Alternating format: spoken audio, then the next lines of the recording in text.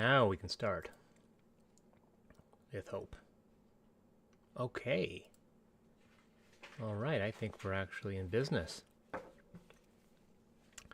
I hope everyone's doing great today. I am just checking to make sure things are working out. And it looks like it is. We are live.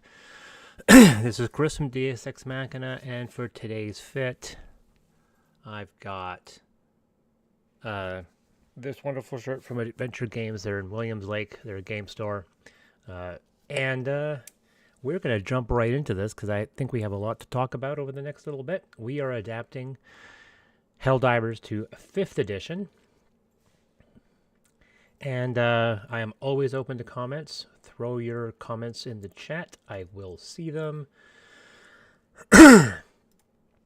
And we are going to get going. Okay, so Helldivers is a third-person video game, and it's extremely popular, and it is very much unforgiving in its presentation. There is friendly fire, which is very much an issue. It's hilarious, and it's something you get used to after a while. It is very much inspired by Starship Troopers, and you play as a Helldiver, or do you? There's a lot of theories indicating that you are playing one of many clones of your Helldiver, and there's a lot of evidence to point to this. And there's some people who claim that that is not the case at all. Or it is the case, but your character class is actually your ship, and that there's a lot of evidence to point to that. So, with that out of the way, let's talk about what we're going to be doing. We're going to try to recreate Helldivers to within 5e, but we're going our loyalty is towards Helldivers, not 5e. So we will be breaking and twisting rules in our favor in order to make it work. And the question is, can we kind of make it work? Let's check, make sure everything else is closed off. Yes, everything is closed off. So I should be hopefully good on the stream. If it's low resolution, I am sorry. It doesn't look like it is. It looks like it's pretty good. I'm looking at the video quality here now. Not so bad. Okay, so what we know about the Helldiver. We're going to be dealing with the Helldiver class.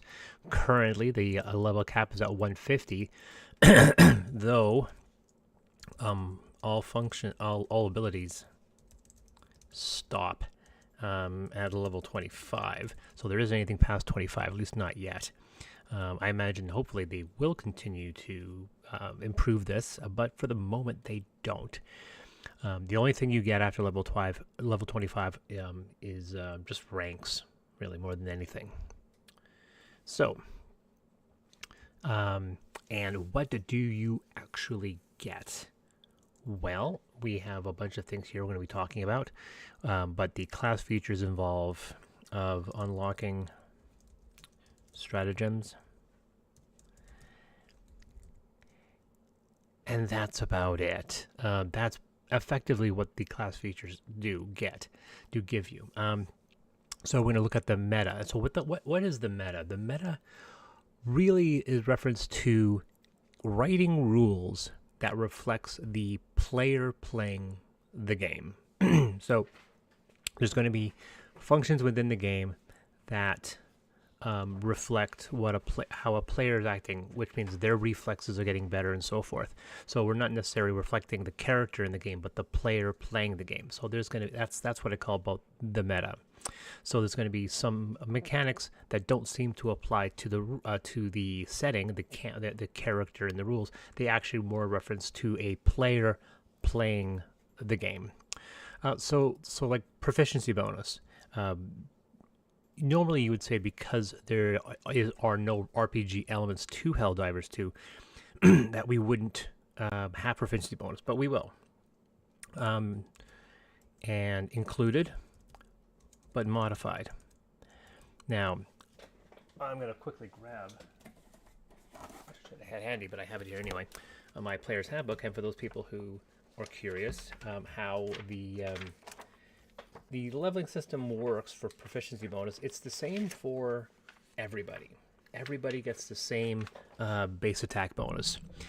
And it starts at +2, as people know, and you get +3 at 5th level, and it goes up every 4 levels past that. That's basically the way the system works. However, because we're separating this over 25 levels, I may actually adjust this a bit. So start at +0. Let's try that. Increases, oops, sorry, by +1 every 4 levels. Maxing out at +6, just like the game. So that's going to be the first step. The next one is going to be ability score bonuses. That's unchanged. I thought, as people will know, that the game when a new Helldiver drops, it kind of has a tendency of randomizing the voice of the character, implying that every time a Helldiver drops, it is a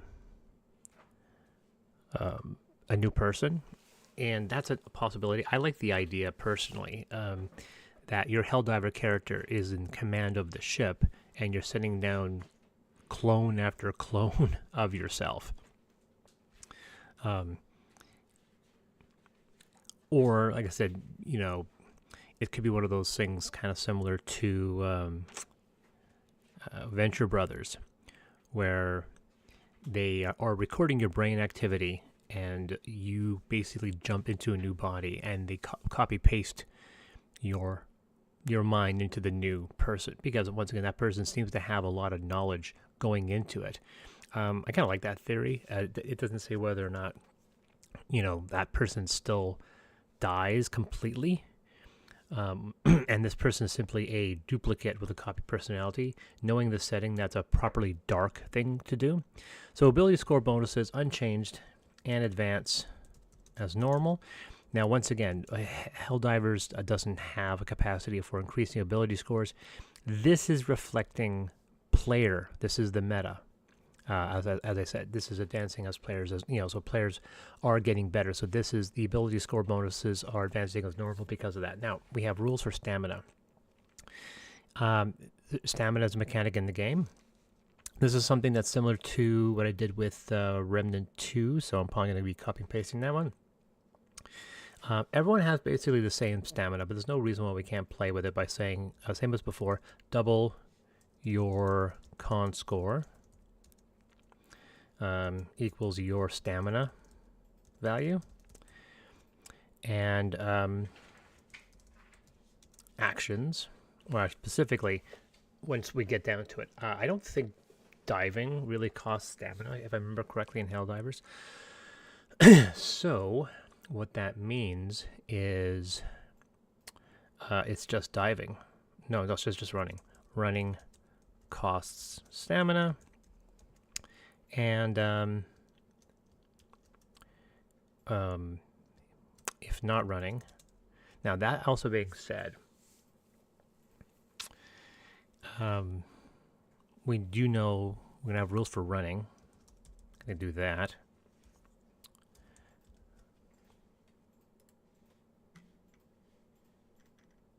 Okay.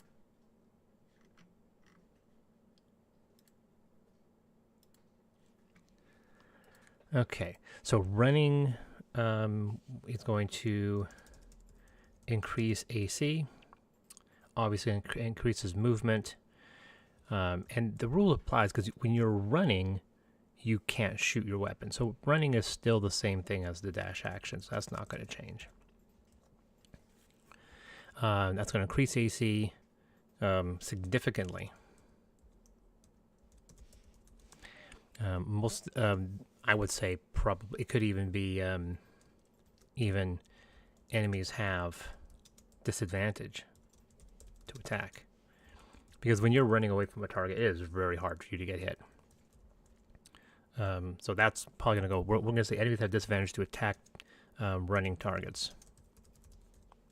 That's a pretty huge rule change. So we'll keep that one. And running cost stamina. And the cost is based on armor. And once again, this is play off of Remnant. So, say light armor equals 5.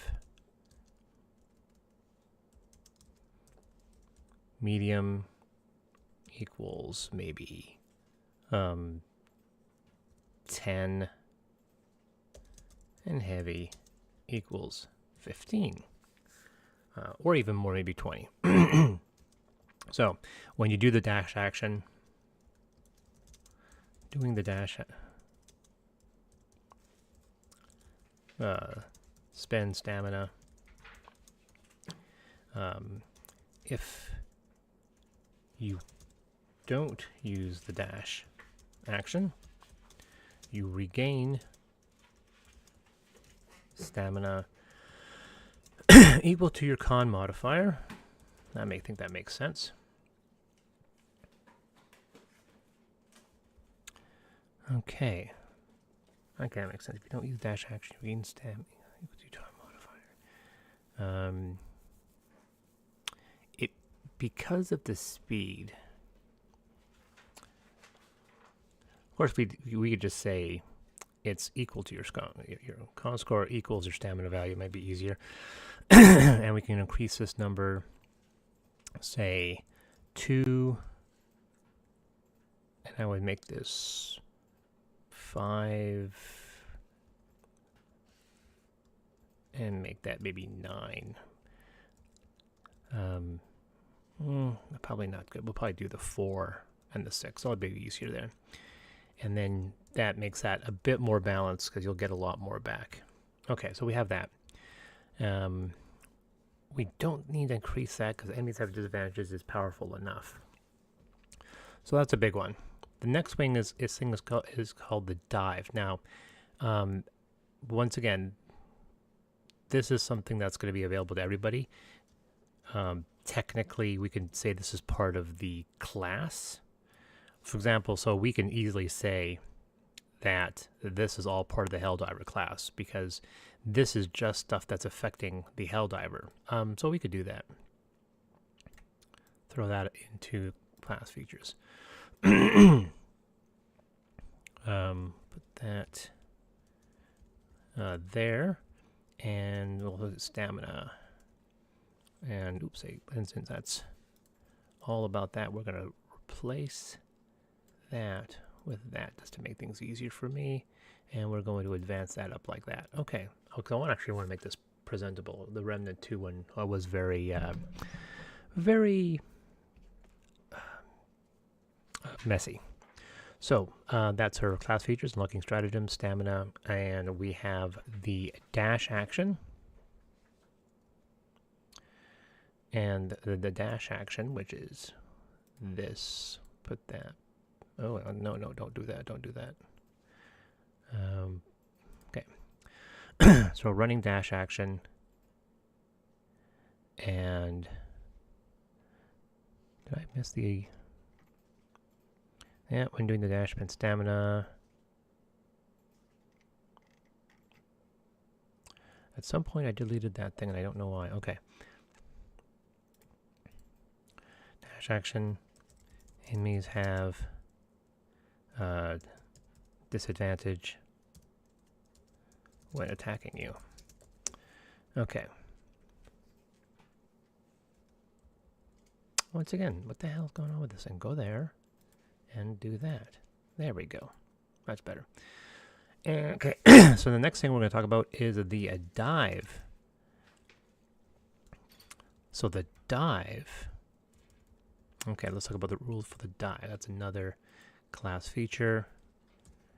Let's get the number going. Good. Okay, so dives can be bonus actions. Okay, it can be a bonus action or as a reaction to any trigger. We'll do that.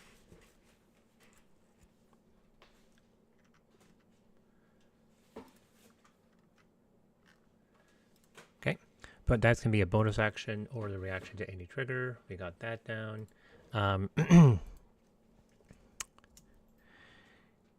And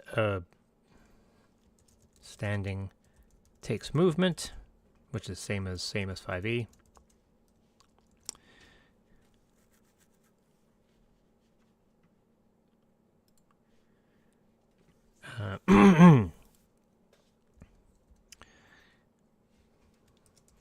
While prone, you may crawl. We're going to say recoil is reduced by, and we'll leave that value because we haven't actually established recoil. That'll be in the rules section. And we also are going to state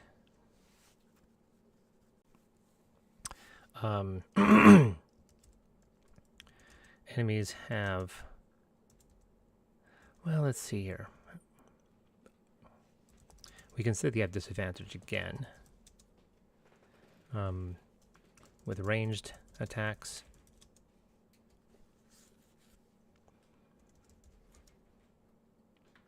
Let's see here. So the actual dive moves you 5 feet in a direction of the player's choosing. This will help with area effects. Enemies have a disadvantage with range attacks. Recoil is reduced by X. So the dive moves you 5 feet in any direction. This is going to be effective when avoiding charges.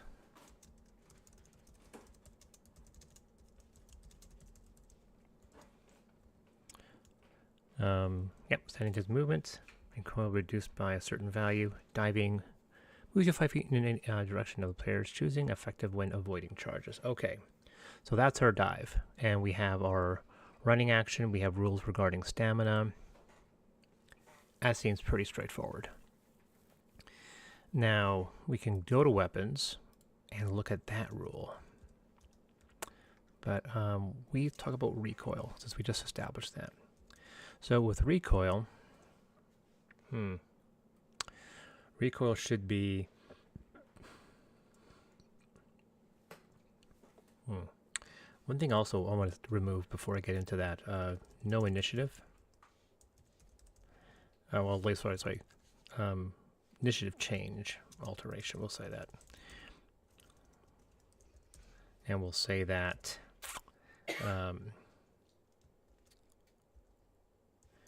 players roll initiative as normal, but players can swap their values at any point to coordinate. Now, how do I make that work?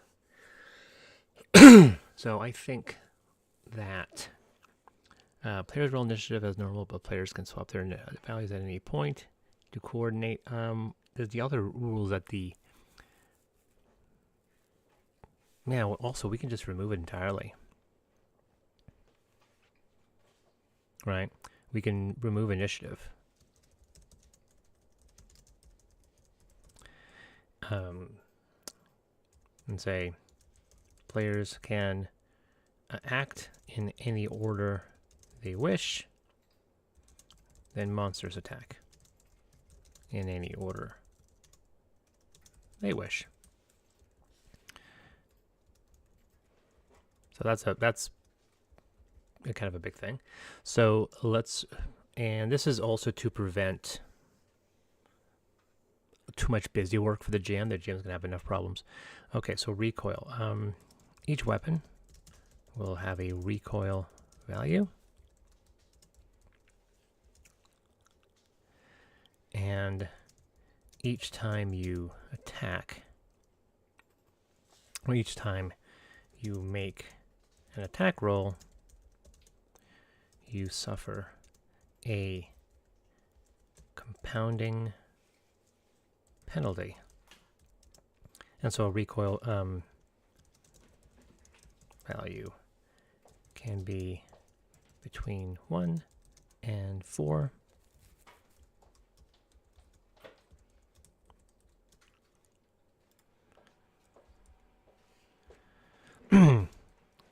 And we can say class features can reduce, or it's going to say features can reduce recoil in weapons.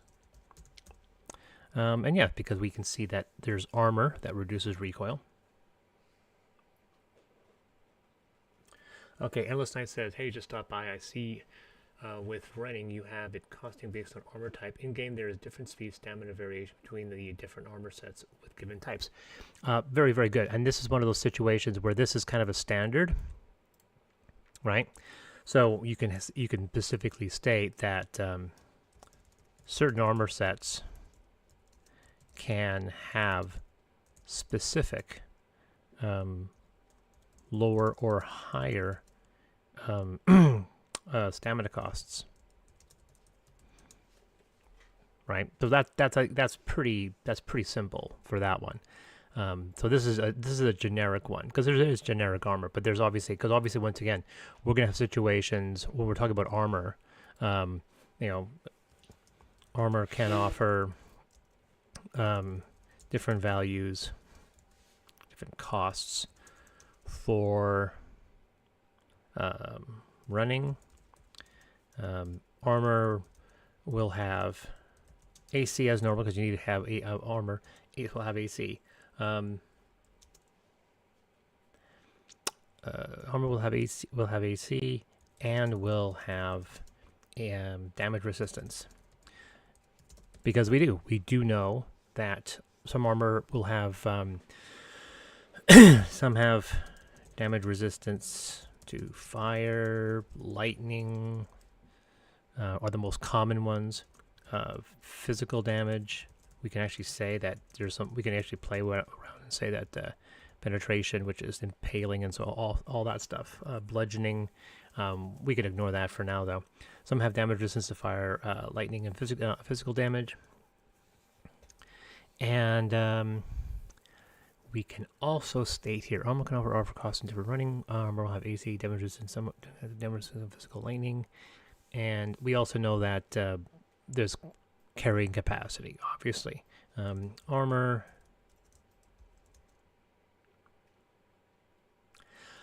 Now, there's a question whether or not this is something that Remnant played with as well. Does armor give you more hit points, or does it make you resistant to damage?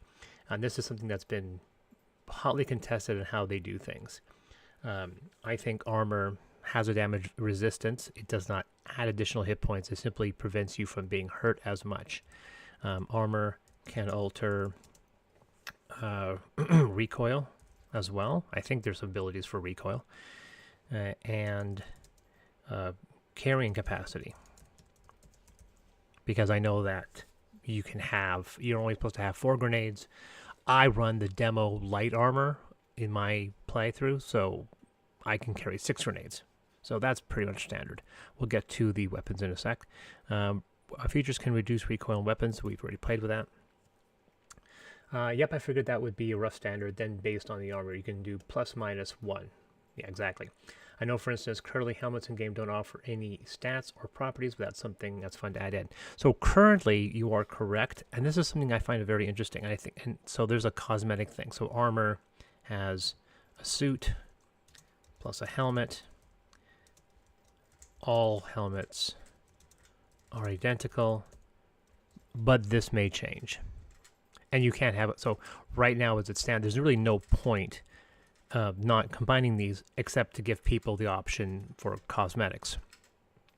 And armor can have damage resistance. Now this is where things get a little interesting, because with D&D there's just basically damage resistance and damage immunity. There's only 3 scales: 0, half, and all, and that is not going to work with us. Oh, and you also run with demo light armor. Well, I think within the game, because of the stamina benefits, that a lot of people run with the light armor. When you're wearing heavy armor, it depends on the situation. I didn't realize the fact that when you're doing missions, when you're on large maps, the 40-minute missions, yeah, wearing the light armor is absolutely almost mandatory. But when you're doing defense missions, like we just did a Helldive mission, which we were really mucking around with defending a base from massive attacks, and realizing then that, yeah, there was no reason not to take the heaviest armor that we could put in because you're not running that much. So there's some definitely benefits. So, so we can see damage resistance. If it says 50%, it's the same as damage resistance. So whenever, so there are situations when there's damage resistance, as stated in the rules. This comes into with fire and lightning. There might be a 25%er. I'm not sure about that. If true, then that's something that can be played with as well. But physical damage has 3 scales with potential for more. We can actually state damage is stated with armor, and it'll state how much damage it prevents. And we can say, like, light will be between, could be 2 and 4, medium between, say, 3 and 6, and heavy is basically 7 and above.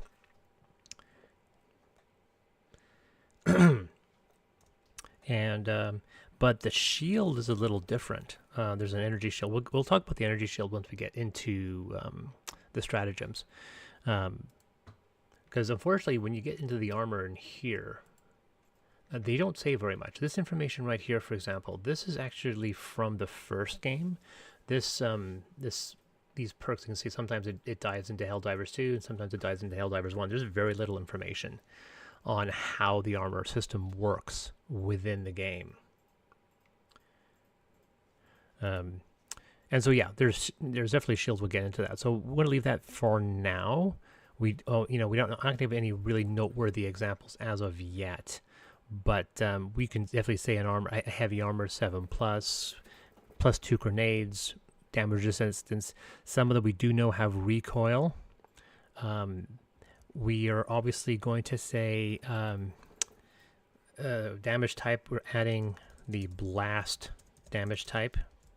In Ultramodern 5, we just used it called bludgeoning for blast damage, but we're going to say there's going to be a blast damage type that's going to help us with the blast damage from area effect weapons. There's also going to be acid and fire. We know the rules for acid and fire, but there's going to be some additional ones. We also know that there's also going to be a condition. Now, if I remember with...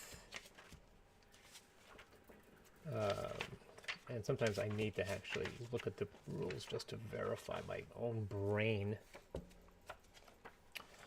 That there is no slowed condition. So there's a condition we're going to call slowed, and that is going to be movement halved. Simple as that, or speed halved specifically. There are some things that do muck up your vision.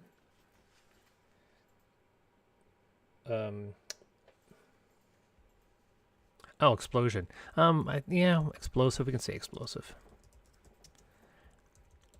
Yeah. So condition explode, speed halved. That's not going to change. So we've played with the Helldiver class. We know that the proficiency bonus is going to go in. That's meta. You get unlocking stratagems. We know what levels the stratagems get unlocked. In fact, we'll be going into that in a second. Let's see, where is it? Objectives. We got that. We've got some of the examples of backpacks. There's a shield, motor sentry, some of the orbitals. What's in here?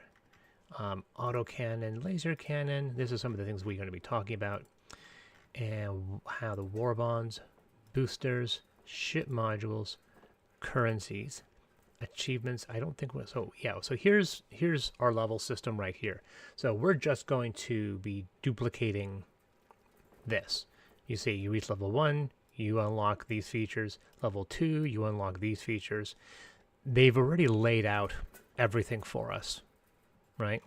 And so there's no real reason to not just copy paste this whole system. I'm not going to. That's going to make the thing look ugly.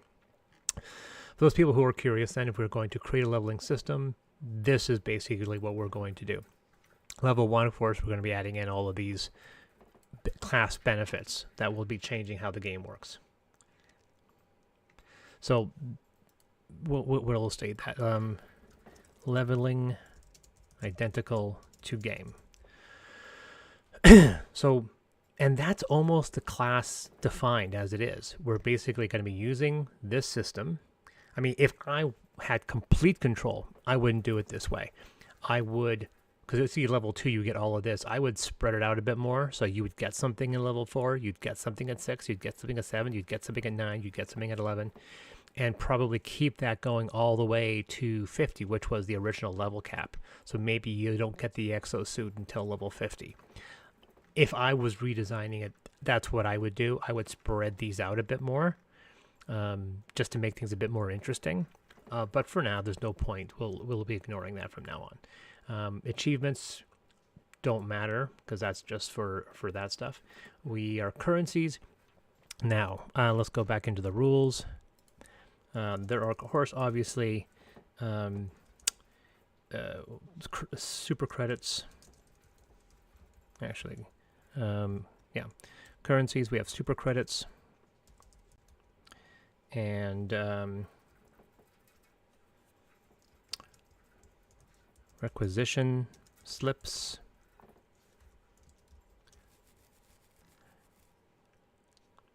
medals, and samples.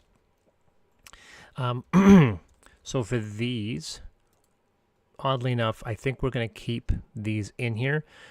We are basically trying to recreate the system. Obviously, you can't spend real money for more super credits. So like the game, you don't have the option to pay for more super credits. You have to earn them in the game. So they're obviously going to create a situation where players will probably earn more than what's presented in the system, just so they have an option of getting a war bond and acquiring some of the things within the war bond.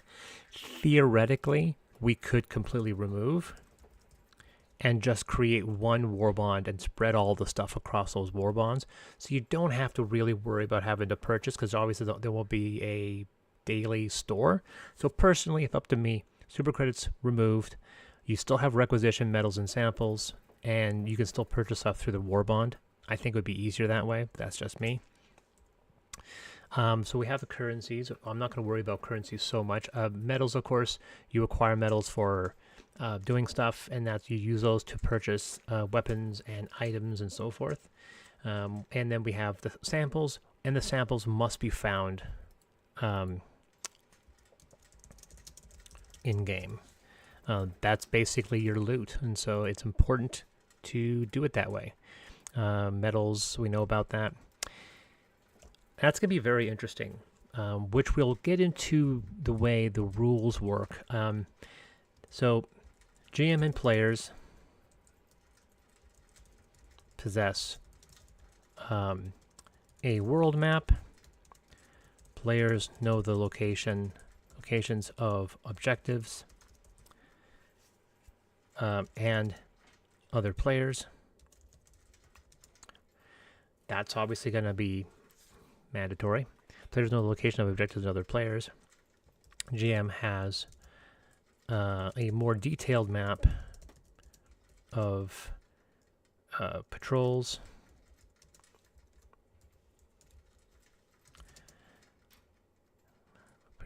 and optional objectives. Okay, GM has more detailed map. Objectives. There's going to be no short rests, no long rests.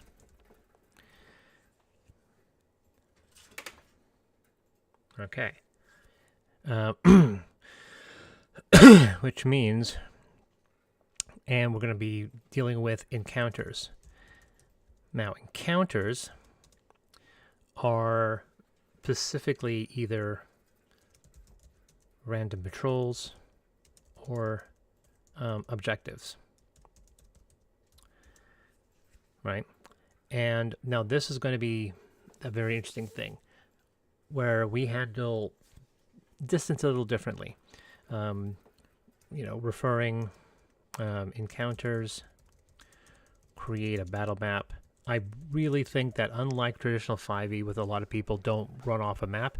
Some people don't run with a map. In 4th edition, you always had to. You don't run a map with 5e for most people. I don't often run a map with 5e. But obviously, if you play online with a dungeon, with using a virtual tabletop, you are always using a battle map. So that precedent is set. So we encounters create a battle map, and that basically creates our situation. We're going to be dealing with the stratagem cooldown once we get to stratagems, but that's basically our situation. I know we'll be dealing with... I'm trying to make things easier for the GM. GM's going to be dealing with a lot of creatures and a lot of hit point values. So we want to make things as easy as possible. And that's one of the reasons why players have access to their own map so they can go in certain directions. GM knows the location of people. Obviously, in the game, people will split up all the time. There's nothing you can do about that, and that can be a real nightmare for the GM. Where in a D&D group, the players very rarely split up. So this is a player dynamic where we can't really stop a player group from separating. And a 40-minute mission. Now, these timetables are very, very important. And it's not reflected at any point because there's no real-time component in D&D. I have tried to do real-time components in D&D, and because players very often go off topic and talk about things, it's very tricky to reflect that. You have players that don't understand the rules, they're looking at what they can do, they are expecting time to freeze when that happens. So that becomes very, very tricky. How do you employ a time system? Now, one way you can do it is that you run and this is where things get very, very tricky with stratagems. Because stratagems, you can't just have them be encounter based, because you'll get all of the abilities all the time, and that doesn't really factor. So there is the argument of making Helldivers 5e real time. And the GM GM may freeze timeout. We'll say GM or players may freeze a timeout. They cannot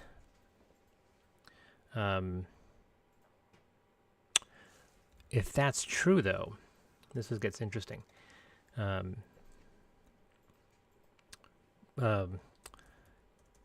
let's see here. Okay, we'll be playing here. Real time. This is going to be unpopular, I know. For the mission, making HD5e real time may freeze time.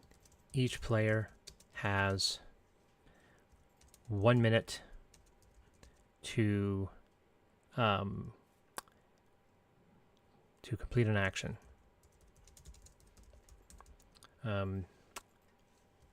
GM can time freeze on their response at any time to handle hit points. And it also should be noted, GM's turn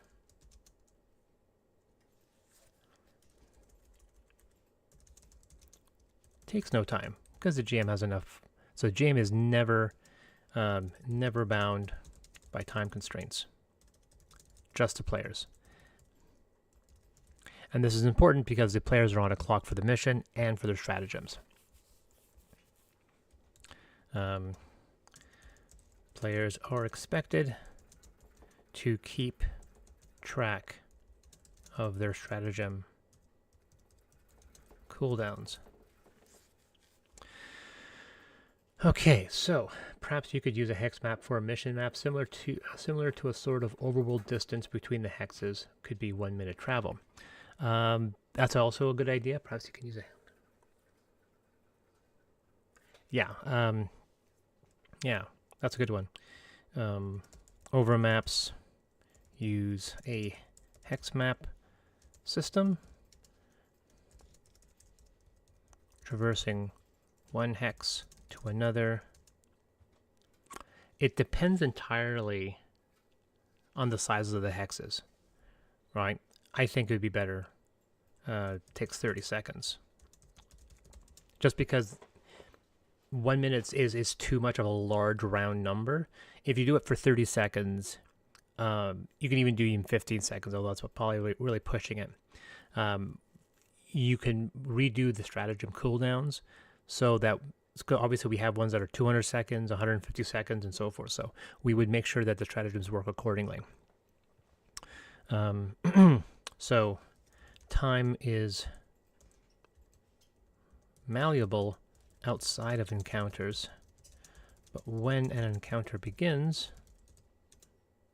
Now, there's another way to do this, obviously. By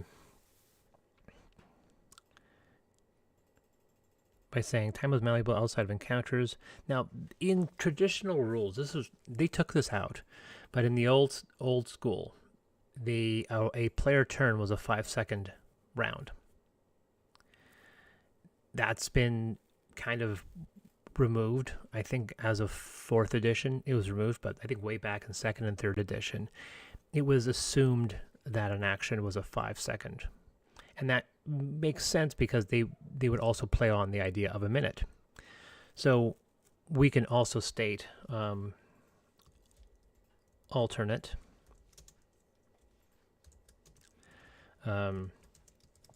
each player turn takes, I think it should be 15 seconds. And going, so, and I think that's probably a better idea than running off of real time. So each player turn takes 15 seconds. Let's say the player side takes 15 seconds.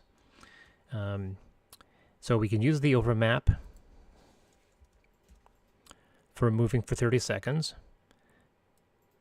Yeah, that's still bound, so we don't have to play around with freezing time or real time. So let's muck with that and remove that for now. I think that's a better version. Parasites at 15 seconds.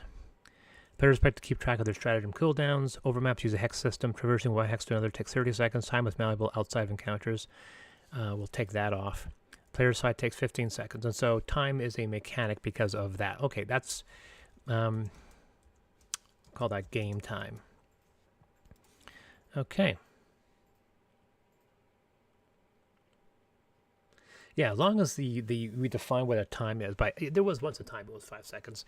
10 seconds makes sense as well in many ways, but I remember at one point it was 5. So okay, so we have the game time component. The screen here is samples. So obviously, once again,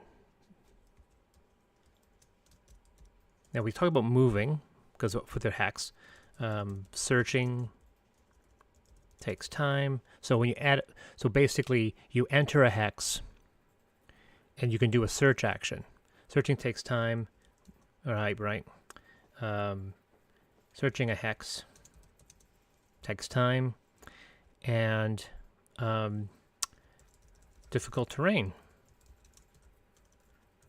adds time, or not difficult terrain impedes movement. So movement which can incur a time penalty, or a time cost, not necessarily a time penalty. So we're going to leave game time for now. And once again, players are expected to keep track of their stratagems, and not the GM. The GM's going to have enough problems. He's going to be dealing with lots of monsters, which I might add. We're going to be monsters. Minions are back. I'm going to throw in minions from 4th edition. I have minions in Ultra Modern 5, but I want to have minions in this one. Monsters will have armor. Monsters will have vulnerabilities.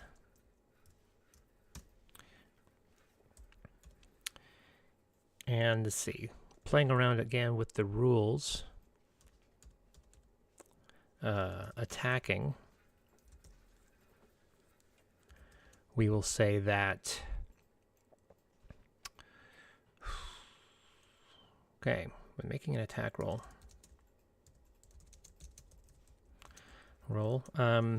against an armored opponent, better play against spell.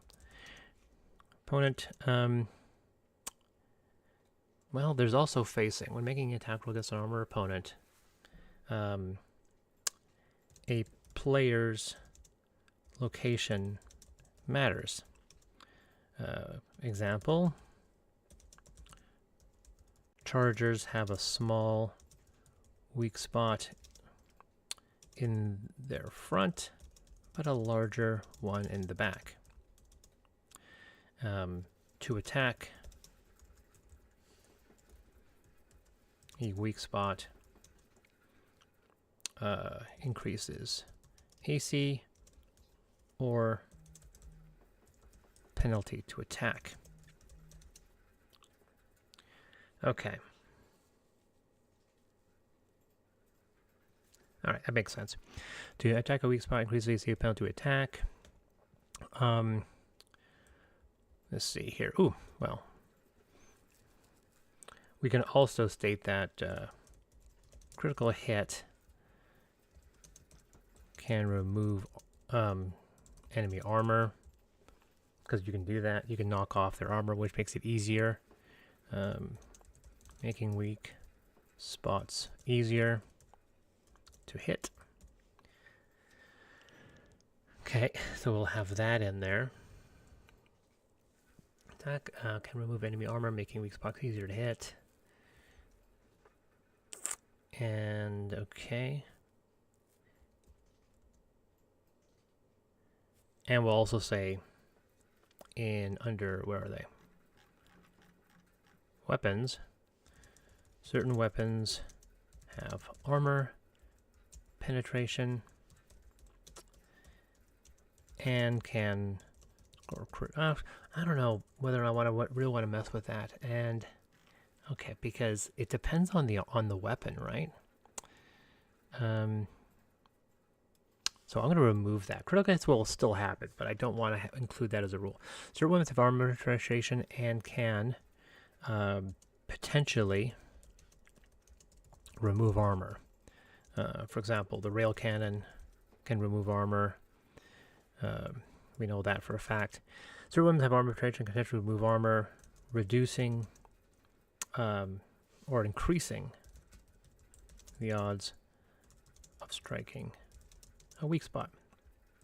So weapons are going to have a lot more rules. It's not just going to be the attack. Now this is where things are going to get interesting.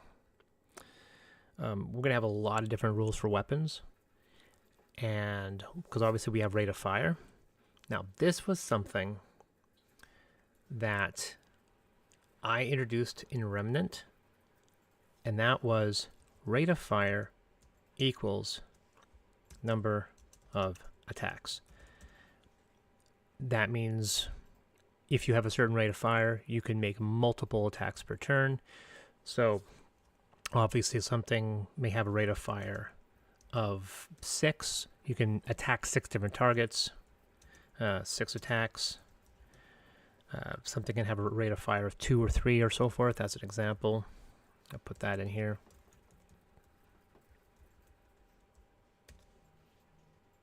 Go away. Okay.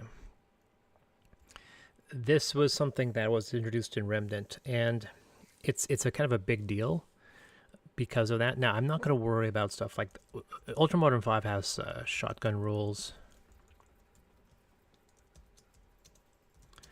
so we're not going to worry about that. I am going to add just real quickly here damage, and we'll say fire is where adds damage per round. Diving can reduce damage or end the effect. That'd probably be better, because I know how bad fire is. There isn't really, I mean, there's lightning damage, but there's no recursor for lightning. There's no repeating damage for cold. There's no really cold effects. There's basically only fire we need to worry about. So we're going to ignore that for now. We're just going to do fire. Going back up to weapons. So rate of fire. So we'll look. I don't know if we actually have all their weapons here. I don't think so. Well, there is some. Let's look up weapons. So let's look at a couple of these.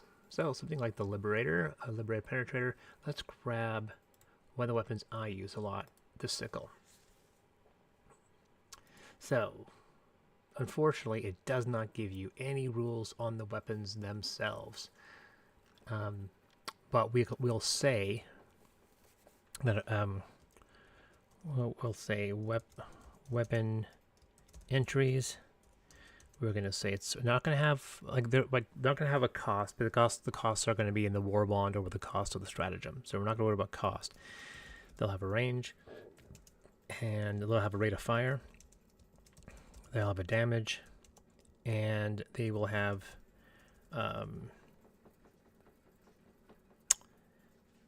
let's see here.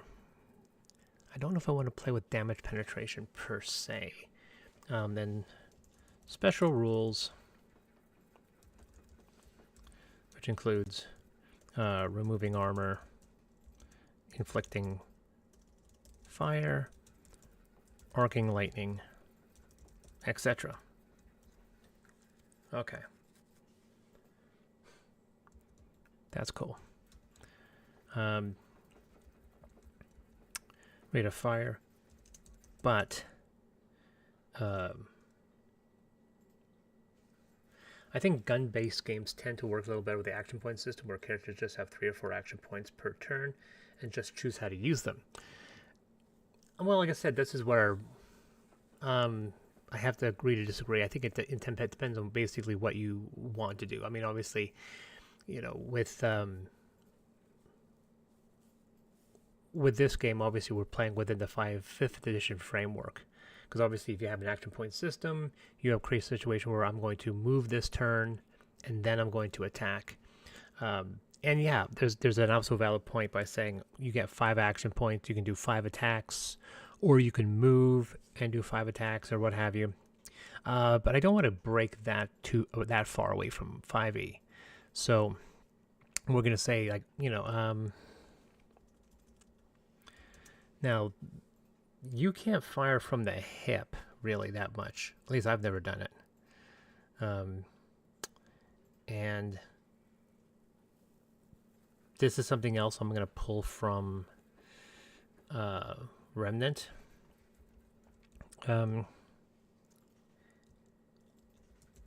Spending movement to aim.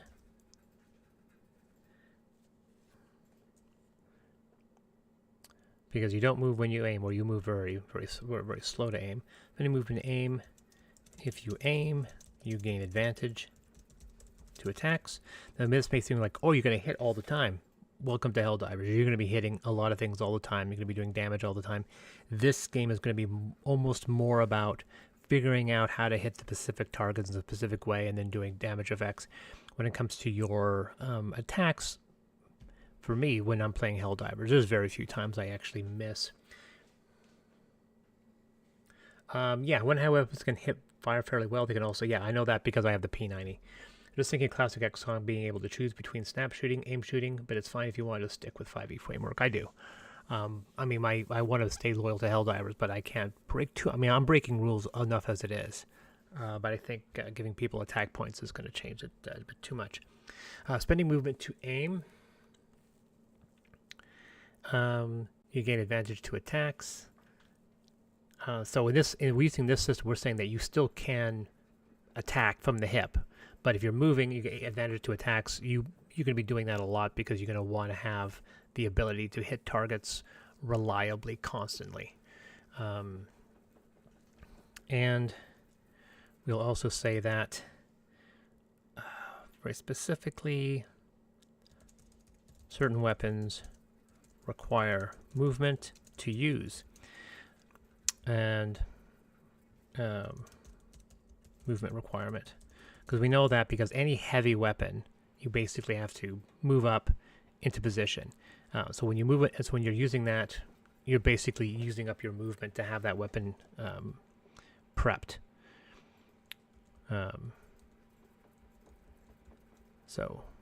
Okay. So was that attacks? Now I was saying going back to my previous system, rate of fire. The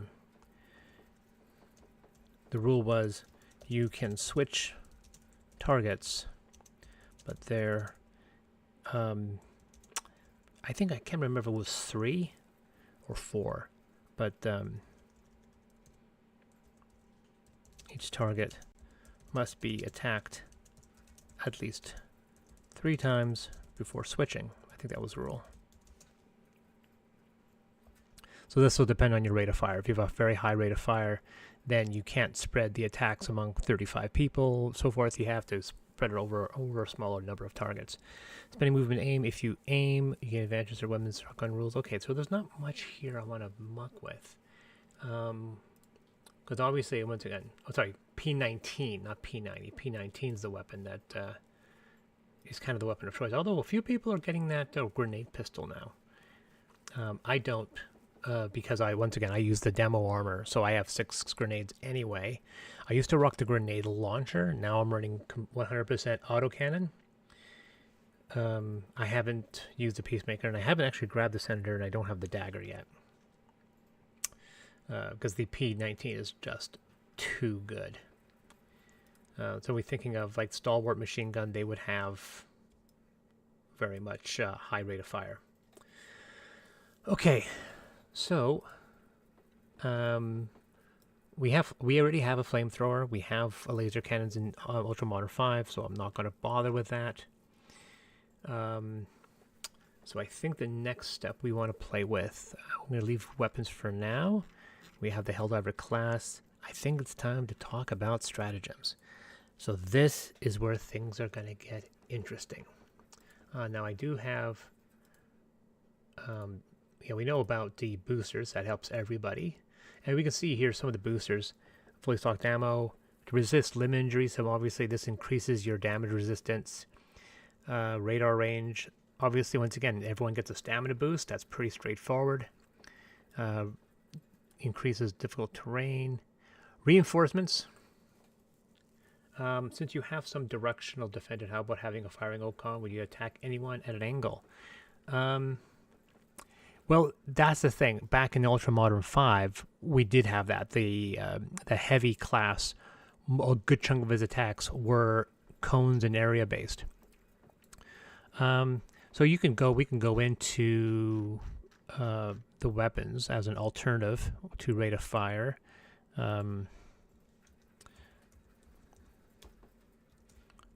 Alternate, we can say you can attack,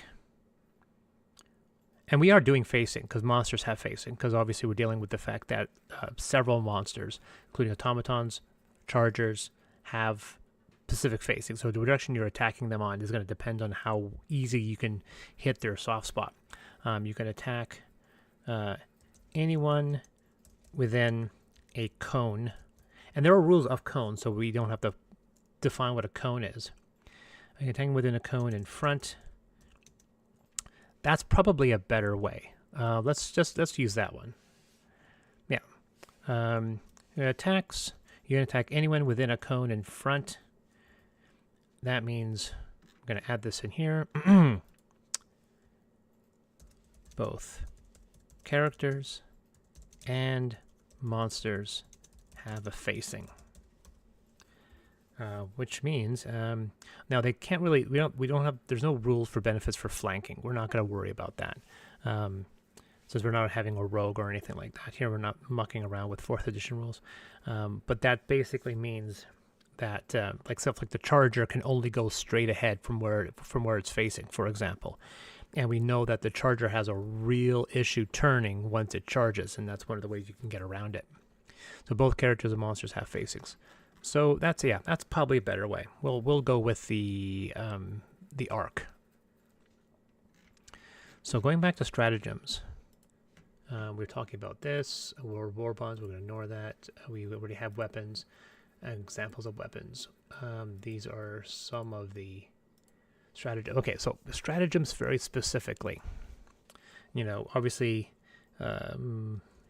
you purchase them, but I think this is also very important, and that is activation time. Obviously, every stratagem, apparently I can't spell it, takes an action. Now, someone's going to say, well, some stratagems have like 10 entries. Yeah, but people are very fast, and I don't want to make things too confusing. I don't want to have some stratagems taking a bonus action and some stratagems taking an action. Let's say every stratagem takes an action because you are doing this thing when you're raising this thing up and you're punching something in. You can't really do anything else. So every stratagem takes an action. Here's where we're going to say things that are going to be: get a DDR mate and require players to dial them in. No, I have another idea, because once again, this is going to be meta, because stratagem activation is very much a meta rule, because players are having to quickly tap in a quick time event. That's basically what it is. It's a miniature quick time event. You know, down, up, left, down. So we're going to do that with D6s. Yeah, we're going to play with the rules a little bit. So something like the Mortar Sentry has a 1, 2, 3. It's got a 5. It's a 5d6 code, right? Some have 6 dice 6, some have 7 dice 6, and so forth. Roll the dice. Now, in this situation, we may actually play with it and increase it to make things easier. Maybe just have it as even numbers. Roll the dice. And you need 4+ on 3 dice to activate. So that's basically you trying to get the code out as soon as possible. So you roll the dice. You need a 4+ on 3 dice to activate. So if something is an 8d6, you need, 4+ on 4 dice to activate. We can also play with the meta with the class by saying, certain levels, maybe at the levels where we're not unlocking things, you can select a stratagem to increase. Apparently I can't spell this shit today. Oh, I did. Yeah, no, I didn't spell it right. Stratagem. Okay, that's what I'm doing. You can select a stratagem to increase the number of dice.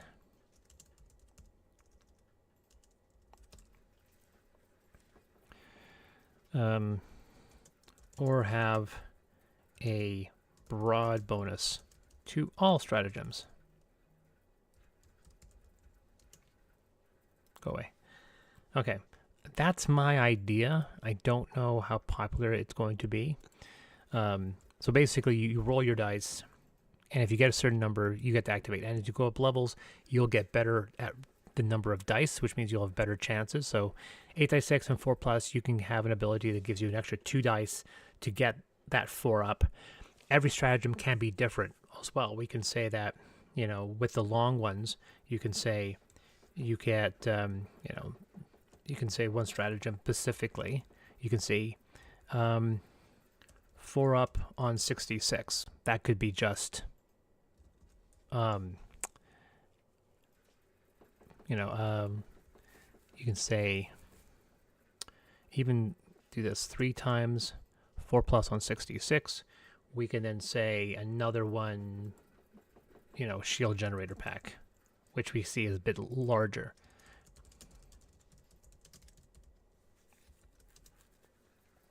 Right? And a shield generator pack could be 4 times 4+ on 8d6. But we could even change these. We can say 5 plus, 2 pluses, and so forth. But I also think there should be a rule that says, and that's taking your time. Some people will be like, they want to make sure that this is working correctly. So you can do stuff like taking time. Now, how do you take time? Take time could be using movement, bonus action, not that we have any bonus action, or even taking 2 rounds.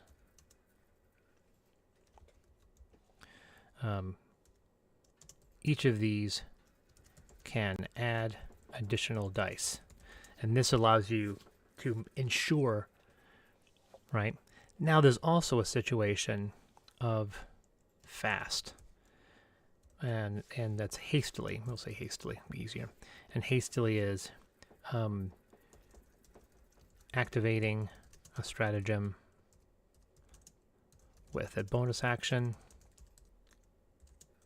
We'll say that reduces the dice rolled. You mentioned using movement before, yeah. Yeah, so movement you use with. Now the thing, of course, is that in the game, and someone's told me whether or not players with controllers can activate stratagems while they're running.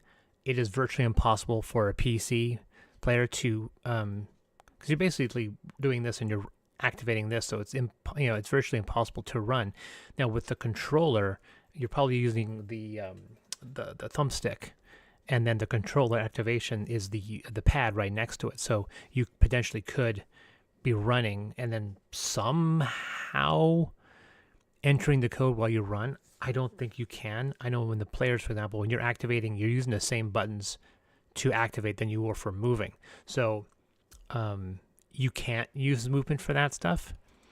But I think it's probably going to be 2 rounds, kind of add additional dice. And hastily is activating with a bonus action, reduces the dice rolled, because some people need to go quickly.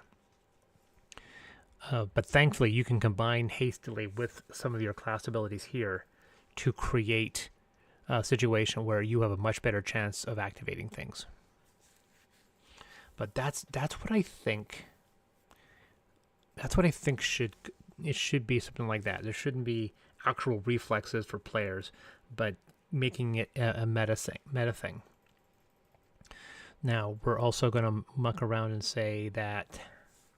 Well, obviously we'll say shield generator. I think it gives you hit points. It's not really armor. You can remap the stratagem button to different keys button. I have it remapped to my mouse wheel so I can run around when I call them. I didn't actually know that. I didn't know you can actually do that. That's actually interesting. I am not pro in that capacity, and so I don't have the capacity of map. That's fascinating. It would be, man, that would be really, that's pro to being able to. I guess maybe I could. I mean, theoretically, I could map it to the number pad while I do movements there. That would be fascinating if I could do that. Yeah, okay. So luckily I didn't actually add that in there. So 2 rounds can add additional dice. Activating a stratagem with a bonus action, because this is basically the speed in which you're entering it and not whether or not you have keys remapped. Gives you hit points. Obviously we have rules like if you're having a guard dog rover, that's an area effect. So if enemies move within that certain space, the guard dog automatically attacks. When we're dealing with stuff like the sentries, pretty straightforward with the sentries. This is something the players will absolutely be controlling themselves. And same thing with the orbital barrages.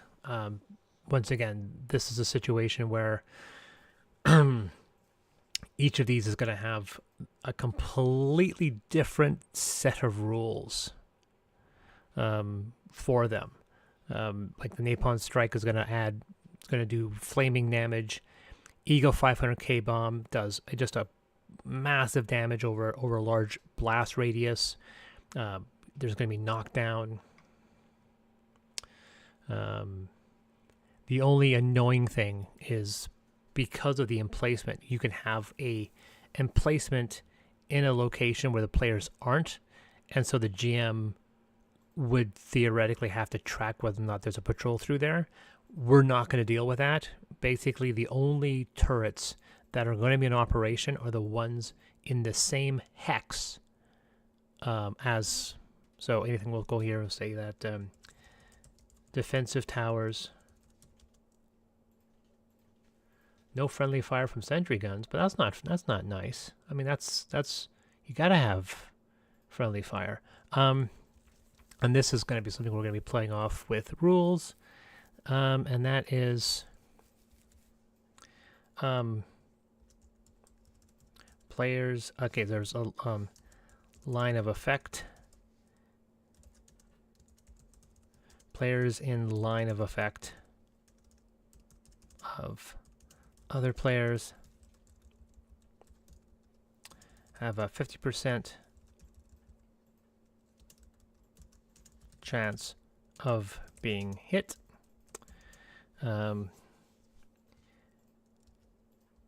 Diving reduces this to 0. But no friendly fire from sentry guns. No, there's always... You gotta have friendly fire in this game. That's just how that's gonna work. And we have stuff like there, walking barrage. Well, I mean, if they're plague controlled, then friendly fire instances could be reduced. Yeah, I mean, obviously, you can have a situation where friendly fire is reduced. I firmly believe, like, unlike in the game, friendly fire, and this is where things get funny. When it comes to sentries. Sentries always attack. So you can't... Like, you're controlling a sentry, but the sentry is automation. It's kind of like controlling a monster. It's going to certainly attack. So it's always going to attack a target, even if there are other points in the way. So the sentries are always attack. Players still use them. Let's see what else we have here for sentries. Okay, machine guns are just weapons, so we're not going to worry about that. Patriot exosuit. I already have rules for exosuits in Ultramodern.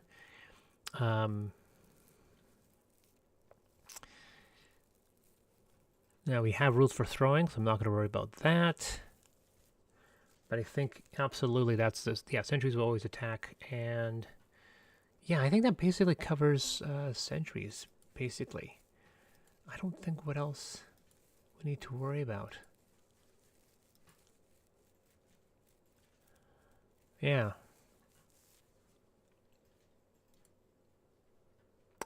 Okay, so we've mucked around with weapons. We know people are getting the rewards.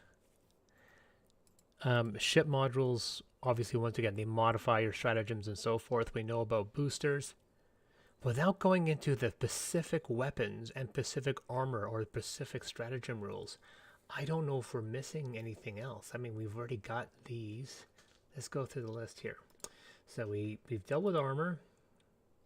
Though I do agree that friendly fire should be an aspect of this. I've definitely had some funny causing in game where once my autocannon shot went underneath a charger and hit my friend.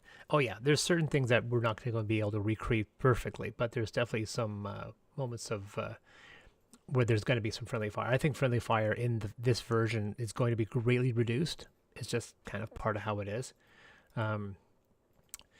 So we have objectives. We got the time component. We have dealt with stratagems. We have rules on the specific ones, so I'm not going to worry about those. Yeah, so this is I think the primary things to take away from this as we go over a recap. Personally, I would probably spread these abilities a bit more, so you're not unlocking everything at the same time. So class features, you unlock stratagems, you gain the stamina ability at first level. You get the dive ability at first level. You unlock certain stratagems. Certain levels, you can select a stratagem and increase the number of dice, or have a broad bonus to all stratagems. So before, when we were dealing with the ranks, you can easily say at every one of these, you can pick a stratagem to reduce. Now, the other rule, just before we close up, is death. And of course, this is the funny thing, of course, is that characters will die often. And we will say the fact that reinforcement is a rule. A duplicate player, a duplicate character specifically, lands with full hit points, but no support weapon, and players only lose if they fail the mission and run out of reinforcements. And that's effectively how the video game actually works. So, oddly, there is no permadeath, which is something I've always wanted to bring up in D&D, the fact that there's this assumption and acceptance that D&D has permadeath, like it's a roguelike, and I don't really care. So is level tied to the ship and not the character? Theoretically, yes, but it's also not. That's why I put up here, it said Helldiver ship class, and as I say ship. Remember, characters will die often.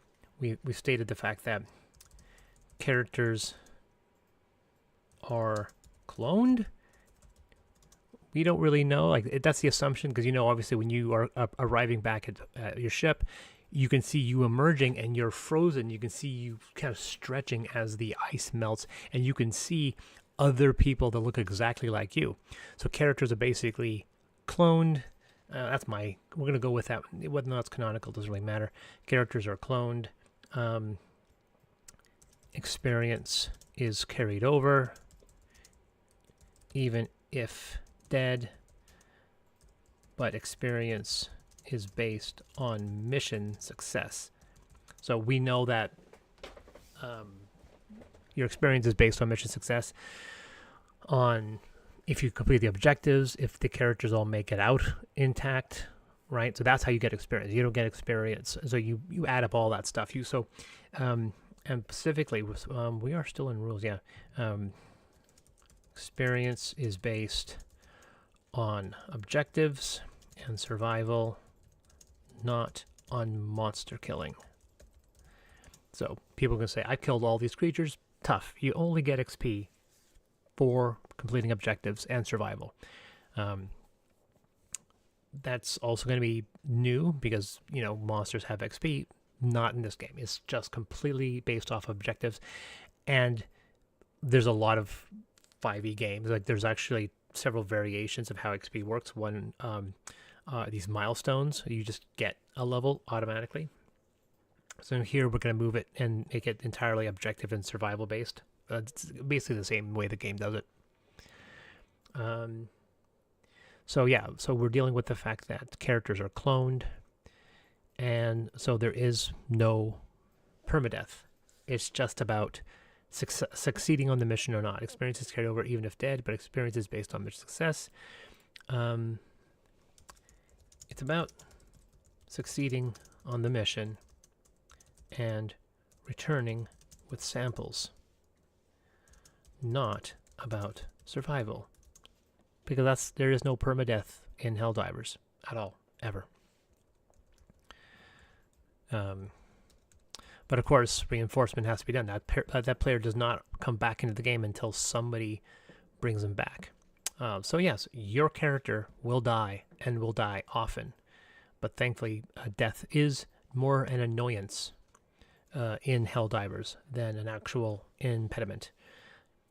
And that's what I played off with Remnant as well. Remnant 2, there's no permadeath. You don't have to worry about that sort of thing. So we've dealt with experience, but yes, I definitely would probably play with adding in at specific levels ways to make stratagems easier to deploy. I'll probably be doing that. And that'll probably what I'll be doing when we look at the class here. Certain levels you can select stratagem or have bonus on stratagem. These benefits are gained all the way to 150. Because at 150, you have to imagine that you've programmed your brain to enter stratagems very, very quickly.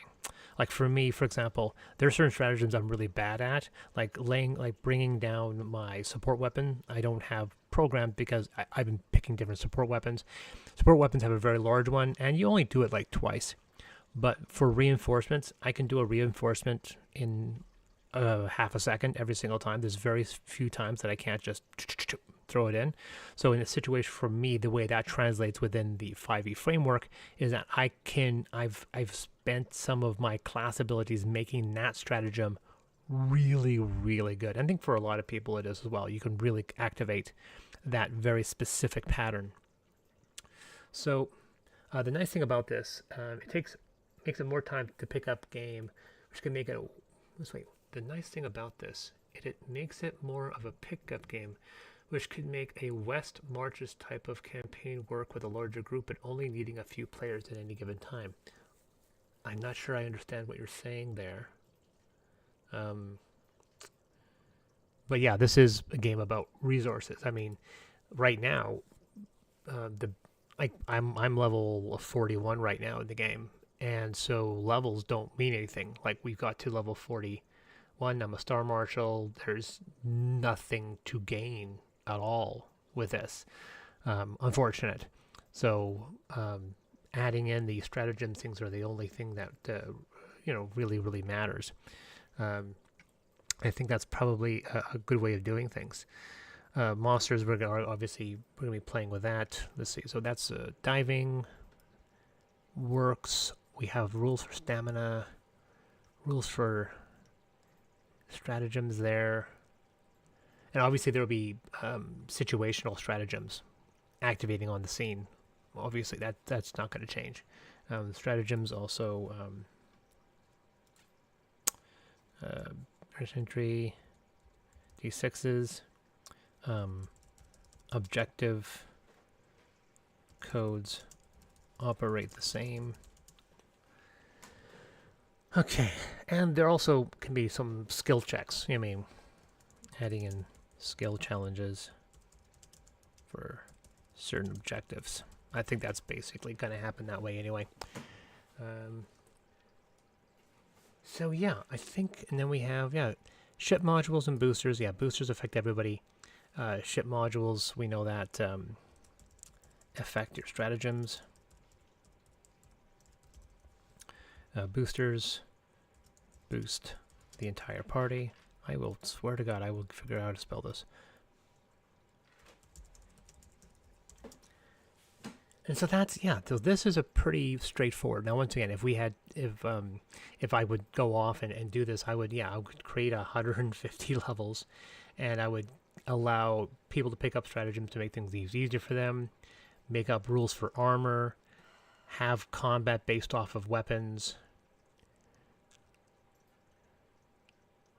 rules for game time. So I think that's a basic framework. And I think we're going to leave it at that. We're at 90 minutes. This was easier than I thought it would be. Remnant, it was 2 hours for the first session, just dealing with the details, because there's so much to play with. Probably because there's so many rules, because they do have classes, and there's a lot more RPG elements, so there's a lot more to translate. Helldivers is a lot simpler, so there's less to adapt over. So, with that out of the way, I think we're going to call it a day there. We're at 90 minutes, and this is our framework for a Helldivers class. Now, once again, if people want it, maybe I'll write these up. Obviously, once, this is a basic framework, the actual book would probably be 200 pages, because you have to detail like this. The Helldiver class is probably 3 pages. it's a very simple class. It doesn't have a lot to it, but the weapons, there's obviously a lot of weapons, 1 entry per weapon, a couple additional rules, not much, 4 or 5 pages. It's the stratagems which are going to eat up everything, because like this is probably 40 pages. This is because these are spells effectively, and because of that, every one of these is going to have their own set of specific rules that are unique to each situation, and the player will have to know it. Now, thankfully, you only take four of these, but so it's not like there's going to be the orbital position strike will operate exactly the same as the orbital laser. They won't. They'll have completely different specific rules for them. And as a result, this is probably 30, 40 pages, maybe 25, just to deal with just these stratagems. And then probably another 15, 20 pages dealing with how to run the game. So there's a lot to deal with. But stratagems, I guess the stratagems are basically spells in many ways. So they each have some information and specific rules for them. And then, there's obviously going to be downtime. People can go on through their war bonds. They can purchase new equipment. And that's basically Helldivers for 5e. Thank you for those people who decided to listen. Thank you, Endless Nights, for all your feedback, for tuning in. And we will call it a day. Thank you, everyone. And if you want me to try to adapt another game, put a suggestion in the comments. If you want me to tackle Dead Space, Mass Effect, or something else, let me know. But for then, this has been Chris from Deus Ex Machina. Toodles.